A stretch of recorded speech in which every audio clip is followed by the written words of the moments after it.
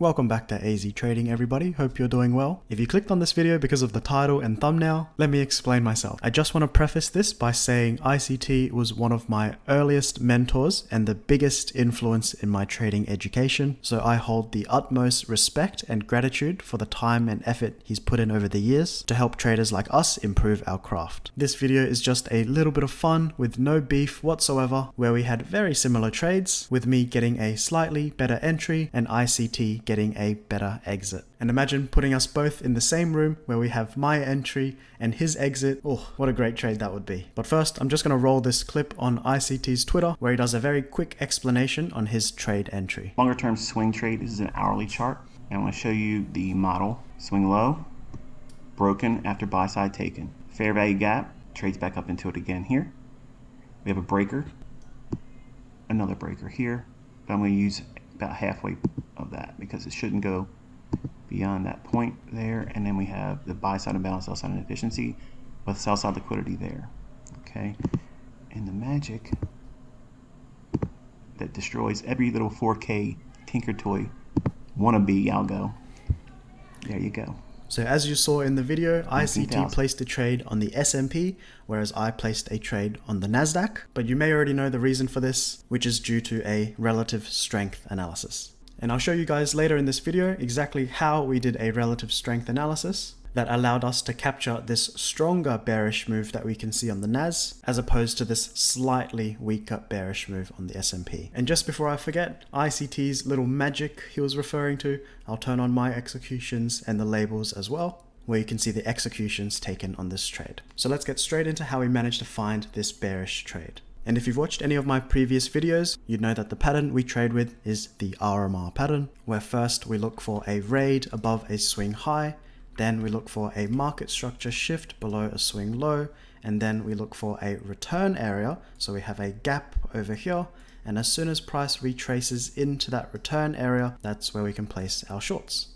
But before we even look for these elements of the RMR, we need to have a daily bias, which will help us filter out which direction we should aim for and which direction should we avoid. Because if we just look at this chart very briefly, I've just outlined that bearish RMR that shows a successful trade, but within this same piece of price action, I could just as easily say that this bearish leg over here, we can call this the raid, and then after a bearish raid, we wait for a market structure shift bullish. So after a swing high is broken, this could be a bullish market structure shift, and then price can return into a gap over here. So when price returns into this area, that would signal a time to buy. But you can see that this bullish RMR example, you would have been stopped out, and this bearish RMR example over here wouldn't have stopped you out. So the point of that daily bias is to help us filter out which one of those should we take and which one of those we should avoid. So how did I find my daily bias for this day? If you remember my previous video, which was on the pound USD, we know that the NASDAQ and the pound USD generally move in tandem. And here on the pound USD, if you remember, we had those very clean equal lows that were resting and had not been touched. And just a little recap for this trade, we took off two partials with our stop loss to break even, and throughout the day we ended up getting stopped at our break even level, and these two executions down here was just me forgetting to remove that limit order, so just ignore those. And another correlating market with the NASDAQ is the S&P, and here on the S&P we can see that we have these two relative equal lows, which is a very clean area of liquidity, meaning it is a very likely objective, which was taken the following day. So if here on the NASDAQ we have some clean equal lows, on the pound USD we had clean equal lows, and on the S&P, we also have that clean area of liquidity below price. Our daily bias would be bearish, so we'd be focusing on bearish RMR patterns instead of bullish RMR patterns. So now that we've got our bearish bias, we look for a bullish raid in order to start that RMR pattern. So we've outlined that bullish raid and we've waited for a market structure shift bearish, where you can see price breaks a few swing lows here, price breaks further swing lows down here, and then we've outlined the return area, which is in the form of a gap in this instance, where you can see that price retraced into this gap not once, but actually a couple more times, which gave us a couple opportunities to enter shorts before the real move started to reach those objectives. So if you didn't manage to find this entry, since it wasn't within a kill zone time, so it wasn't during the London session or the New York session, then the following day during the London session, we were presented an opportunity to enter.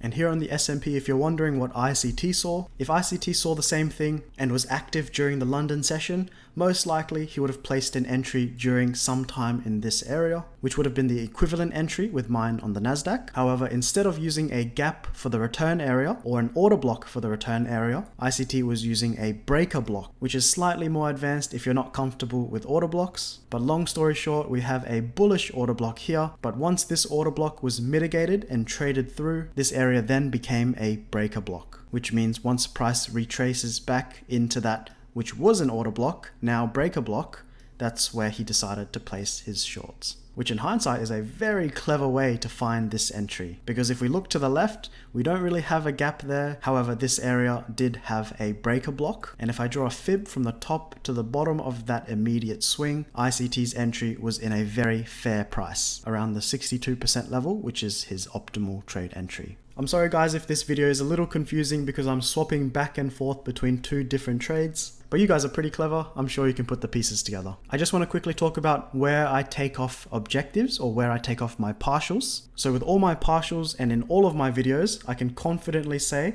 that they are all taken off in logical areas. And what I mean by logical areas is areas where there's a gap present or areas where there's liquidity. So very simply in this bearish trade, if we look to the left, we have this gap over here. So this partial wasn't taken off at somewhere random, it was taken off at this gap. The next partial over here, if we look to the left, it's not a random area, it's an area of liquidity, which is this swing low. The second last partial over here, if we scroll to the left one more time, there's another swing low over here. So I'm not taking these profits off based on emotions or based on how much profit I've made, because I know that this is a real thing that happens when you place your trade and you're going into profit and you see that number go up. For some of you, when you reach a certain number that looks really nice and round, that may be an indicator for you to take off a position. But obviously that is not a logical objective, so I'll try to avoid that and to focus on trading purely with logic. And last but not least, my final position over here, if we look to the left, we have some relative equal lows, which is once again an area of liquidity. So overall, this is the Nasdaq trade that we took. And if you'd like to take a quick screenshot of the naked chart so you can outline the RMI yourselves for practice, here you are.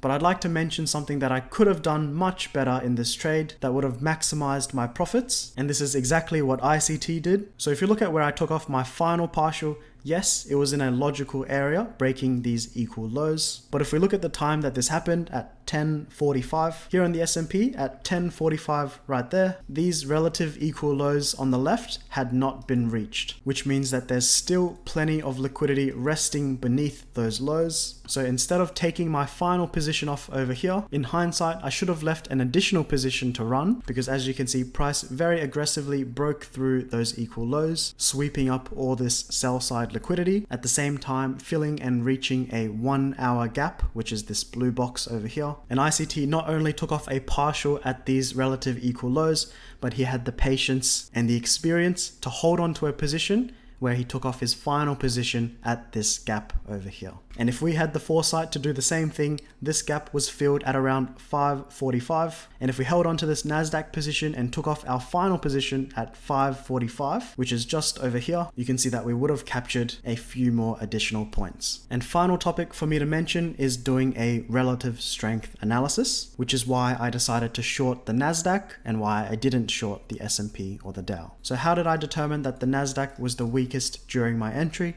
It's actually a very simple step. We just use a fib and we'll draw an anchor point at the top of the RAID to the bottom of that market structure shift and extend that out. I'll just change my fib setting into tenths, and you can see that Nasdaq retraced just above 50%. Here on the S&P, price has retraced just above 60%, so the S&P is a little stronger than the Nasdaq. And here on the Dow, we can see that price has also retraced almost 60%. So Dow almost 60%, S&P above 60, and Nasdaq just above 50%. This tells us that the Nasdaq was currently the weakest, which is why I decided to short the Nas. So overall, these are two pretty great trade examples to study, where on my trade, we had an RMR where our return area was within a gap, and an objective at an equal low. And for ICT's trade, there was also an RMR pattern.